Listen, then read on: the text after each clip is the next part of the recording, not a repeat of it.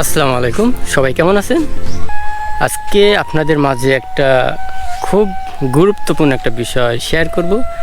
যারা agriculture video পছন্দ করেন এবং কৃষিকাজ ভালোবাসেন এবং কৃষিকাজের সাথে জড়িত আছেন, তাদের উদ্দেশ্যে ভিডিওটা।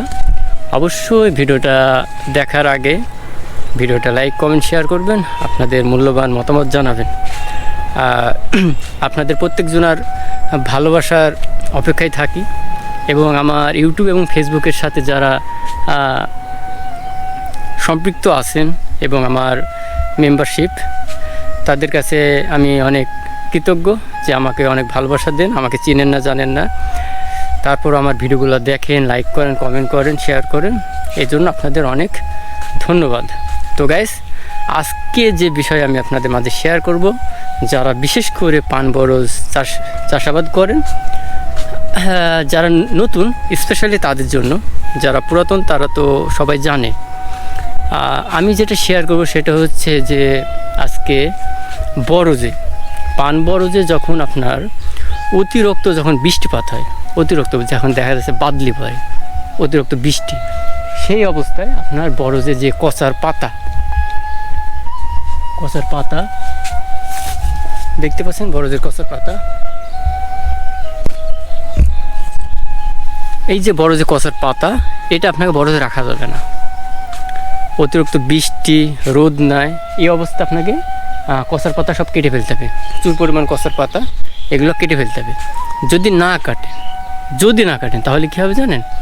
তাহলে আপনার পর আছে না, পর গেল হচ্ছে আপনার নষ্ট হয়ে যাবে, যেটাকে বলে সেম টু সেম এমন হয়ে যাবে। আপনাকে একটু খুঁজে দেখায়, এই যে ফর এক্সাম্পল, যদি রোদ পায় তাহলে পরের মাথা হবে এমন।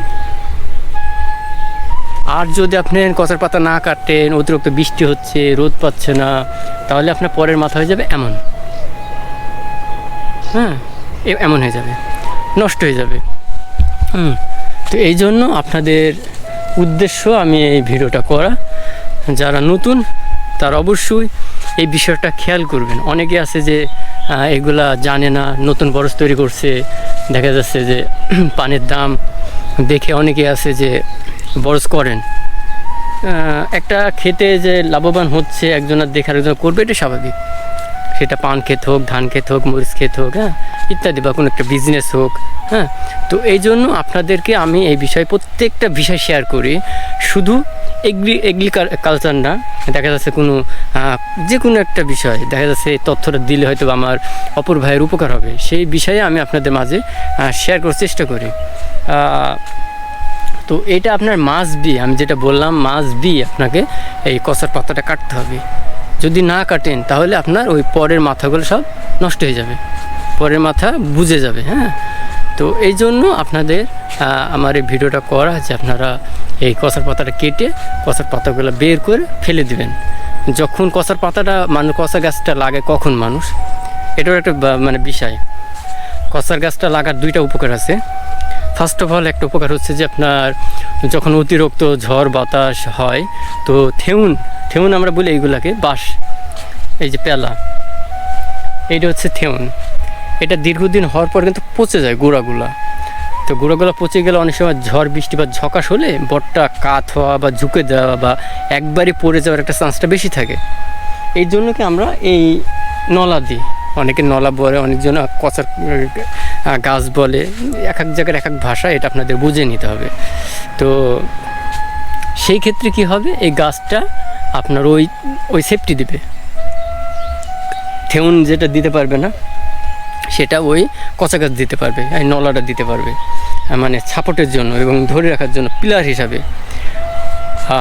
আর একটা উপকার হবে, সেটা হচ্ছে আপনার অনেক সময় আছেন যে হঠাৎ করে প্রচুর পরিমাণ রোদ হয়, এত পরিমাণ রোদ হয়, রোদের কারণে আপনার পরের মাথা পুড়ে যায়, পান পুড়ে যায়। সেই ক্ষেত্রে কিন্তু আপনার ওই কচা গাছের পাতাটার অবদানটা বেশি দেয়, ওই ছায়া দেয় বরজকে। সেই ক্ষেত্রে কিন্তু আপনার কচার পাতা কাটা যাবে না। তাহলে দুইটা উপকার হচ্ছে। আর কচা পাতার একটা ক্ষতি, বৃষ্টির সময় বৃষ্টি হলে তখন কিন্তু আপনার ওই যে বরের মাথাটা বুঝে যায়। এই জন্য আপনাকে ওই টাইমে কেটে ফেলতে হবে। তো গাইস, আশা করি এই ভিডিওটা আপনারা সম্পূর্ণ বুঝেছেন। আমি যে পরিমাণে বলার চেষ্টা করছি, আপনাদের কাছে আমার রিকোয়েস্ট থাকবে যে আমি ভিডিওগুলো তৈরি করি, আমার এই প্রত্যেকটা ভিডিওকে আপনারা রেসপন্স করবেন এবং রেসপেক্ট করে লাইক কমেন্ট শেয়ার করবেন এবং আমার পাশে থাকবেন, আমার ফ্যামিলি মেম্বার হিসেবে থাকবেন। তো গাইস, ভিডিওটা আজকে এই পর্যন্ত। সবাই ভালো থাকবেন, সুস্থ থাকবেন। আল্লাহ হাফেজ।